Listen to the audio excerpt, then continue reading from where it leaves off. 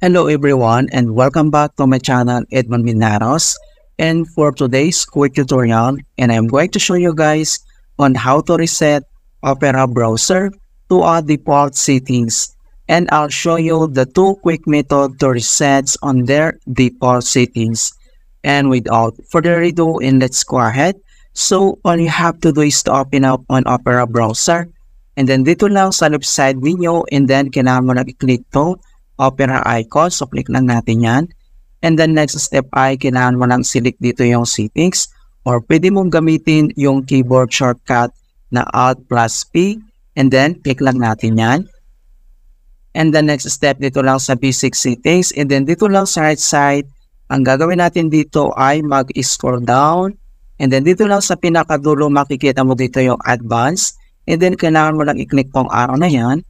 And then dito sa advanced settings, ang next step, kailangan ulit natin mag-scroll down.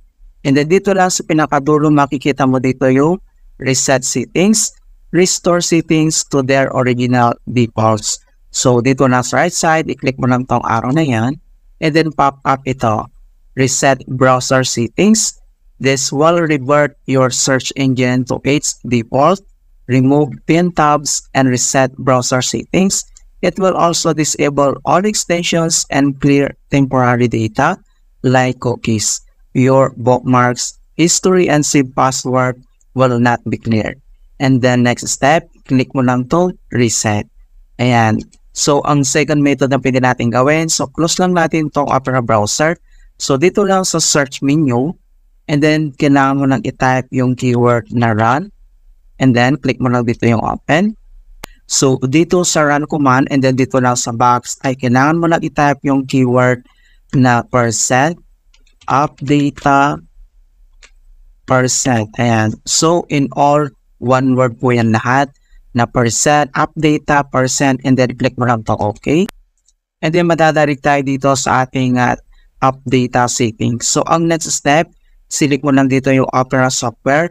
So kailangan mo lang mag-double click. And then, makikita mo dito yung Opera Stable. So, ang gagawin ulit natin dito ay kailangan mo lang mag-double click ulit. And then, ito na siya. So, dito, kailangan ulit natin ito lahat i-delete. Okay? So, para ma-delete natin ito lahat, so, ang gagawin natin ay gamitin natin yung keyboard shortcut na Ctrl plus E. And the next step, click mo lang dito yung delete. Ayan, so ganun na po kasimple on how to reset Opera browser to our default settings. And please don't forget to like this video, subscribe to my channel for more quality content. Thank you guys, and see you in my next tutorial.